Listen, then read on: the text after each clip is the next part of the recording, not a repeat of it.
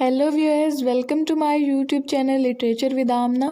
उम्मीद है आप सब खैरियत से होंगे। आज की वीडियो में हम डिस्कस करेंगे हनीफ कुरैशी की एक बहुत ही famous short story my son the fanatic, जो कि 1994 में पब्लिश हुई। तो चलिए स्टोरी शुरू करते हैं। परवेज़ जो इंग्लैंड में एक पाकिस्तानी इमिग्रेंट है, बेसिकली वो पाकिस्तान से है लेकिन इंग्लैंड में एक टैक्सी ड्राइवर की हैसियत से काम करता है और अपने बेटे और वाइफ के साथ रहता है। उसका बेटा अली जो कॉलेज स्टूडेंट है, अली का बिहेवियर आहिस्ता आहिस्ता चेंज हो रहा होता है। एक दिन परवेज़ चुपके से अपने बेटे अली के कमरे में जाता है। उसे कमरे में बहुत सारी तब्दीलियां नजर आती हैं। पहले तो अली के कमरे में चेंज परवेज़ को खुश करता है, क्योंकि कमरा पहले गंदा और चीजें बिखरी हुई पड़ी होती थी, अब साफ और तरतीब से हर चीज पड़ी थी। लेकिन अब अली का सामान आहिस्ता आहिस्ता गायब होना शुरू हो गया था और बिल्कुल नई चीजें या फेंक दी जाती थी या किसी को दे दी जाती थी। तो परवेज़ घबरा गया और उसने ये भी नोट किया कि अली ने अपनी इंग्लिश गर्लफ्रेंड से भी रिश्ता तोड़ लिया है और उसके दोस्त भी अब उसे फोन नहीं करते। परवेज़ इन तब्दीलियों के बारे में अली से बात नहीं कर पा रहा था, क्योंकि वो कोई भी सवाल पूछता तो अली बहुत तेजी से अजीब सा जवाब देता। परवेज़ इस अजीबो गरीब रवैये से बहुत परेशान है, क्योंकि उसने पूरी जिंदगी अपने बेटे की जरूरियात पूरी करने के लिए मेहनत की, अली के अकाउंटेंट बनने पर और उसकी एजुकेशन पर पैसा खर्च किया। परवेज़ को अब डर है कि कहीं इंग्लैंड उसके बेटे को उसी तरह बर्बाद तो नहीं कर रहा जिस तरह दूसरे इमिग्रेंट्स के बच्चों को करता है। परवेज़ की परेशानी अब दिन ब दिन बढ़ती जा रही है। परवेज़ एक टैक्सी ड्राइवर है और उसके ज्यादातर कस्टमर्स पाकिस्तान से ताल्लुक रखने वाले पंजाबी इमिग्रेंट्स हैं। एक दिन परवेज़ अपने दोस्तों से इस बात का जिक्र करता है तो उसके दोस्त उसे कहते हैं कि हो सकता है अली ड्रग एडिक्टेड हो गया हो और ड्रग्स वगैरह लेने के लिए वो अपना सामान बेच रहा होगा। वो परवेज़ को मशवरा देते हैं कि वो थोड़ा सख्ती से काम ले और अली को काबू में करे, इससे पहले कि अली पागल हो जाए, ज्यादा मिकदार में ड्रग्स लेना शुरू कर दे या किसी को कत्ल ही कर दे। परवेज़ ये सुनकर बहुत दुखी हो जाता है और जब टैक्सी में अगली सीट पर बेटीना को देखता है तो उसे सुकून मिलता है। बेटीना एक प्रोस्टिट्यूट है। परवेज़ और बेटीना एक दूसरे को 3 सालों से जानते हैं। वो परवेज़ की रेगुलर कस्टमर है। वो एक दूसरे से अपनी जिंदगियों के बारे में बात करते हैं, यहाँ तक कि उसके घर का लंबा सफर आसानी से तय हो जाता है। और जब से परवेज़ ने बेटीना को एक मुतशद्दिद क्लाइंट से बचाया था,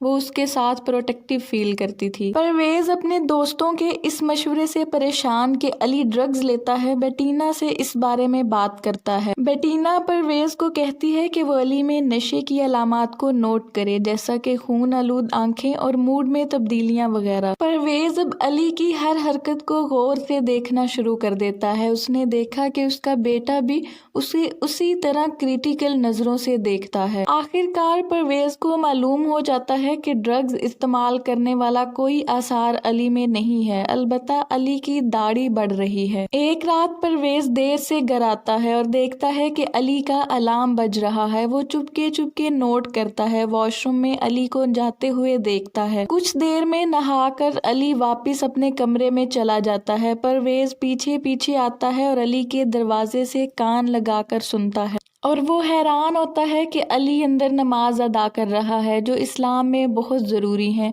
और अली का रुझान अब इस्लाम की तरफ बढ़ने लगा है। वो बाकायदगी से नमाज अदा करता और कुरान पाक की तलावत करता। तभी परवेज़ अपना बचपन याद करने लगता है, जब वो लाहौर में कुरान सीखा करता था। बाद में बेटीना और अपने दोस्तों को बताता है कि अली ड्रग्स नहीं लेता, बल्कि वो तो दिन में 5 नमाजें अदा करता है और कोई नहीं जानता अब क्या कहना है। रात के खाने के दरमियान परवेज़ इतना परेशान है और गुस्से में उसने प्लेट फर्श पर फेंक दी, इस बात पर कि उसका बेटा उसे सही और गलत में फ़र्क बताने की कोशिश कर रहा है कि परवेज़ ने कुरान के बहुत सारे असूलों को तोड़ा है। अली अपने फादर को पोर्क खाने से मना करता है, जबकि परवेज़ अपनी बीवी को पकाने पर दबाव डालता है, ये कहकर कि अब तुम पाकिस्तान के गांव नहीं हो बल्कि ये इंग्लैंड है और हमें यहाँ फिट होना है। अली फिर अपने फादर से कहता है कि वो लोग वेस्टर्न सिविलाइजेशन में जकड़े हुए हैं और मगरबी लोग उनसे नफरत करते हैं, तो वो उससे प्यार कैसे कर सकता है, और कहता है कि वो अकाउंटिंग छोड़ रहा है क्योंकि मगरबी तालीम मजहब के खिलाफ है। और अली मजीद कहता है कि वो जेल में मुसलमानों के साथ काम करेगा ताकि उनकी इस्लामी पाकीज़गी को बरकरार रखने में मदद कर सके। परवेज बहुत मायूस हो जाता है और बेटीना को बताता कि उसे यूं लगता है जैसे उसने अपना बेटा खो दिया है और वो ये बर्दाश्त नहीं कर सकता कि अली उसे मुजरिम की तरह देखता है। एक शाम परवेज ने बेटीना को पिक किया। वो एक गरीब मोहल्ले से गुजर रहे थे जहां 2 मसाजिद थी। गाड़ी के पास से अली गुजरता है। बेटीना अली को इंसिस्ट करती है कि वो गाड़ी में बैठे, वो कुछ बात करना चाहती है। अली टैक्सी की पिछली सीट पर बैठ जाता है क्योंकि फ्रंट सीट पर बेटीना खुद बैठी होती है। बेटीना अली से पूछती है कि उसकी स्टडी कैसी जा रही है, तो अली ने जवाब दिया कि उसे सवाल पूछने का कोई हक नहीं। बेटीना फिर कहती है कि उसके फादर उसे बहुत प्यार करते हैं और उसके लिए बहुत परेशान हैं। अली कहता है कि अगर उसके फादर उससे प्यार करते होते तो वो बेटीना जैसी औरत को हाथ नहीं लगाते। इस पर बेटीना और अली एक दूसरे की तरफ गुस्से से देखते हैं। अली गाड़ी से उतरने का कहता है। इससे पहले कि वो गाड़ी से उतरता,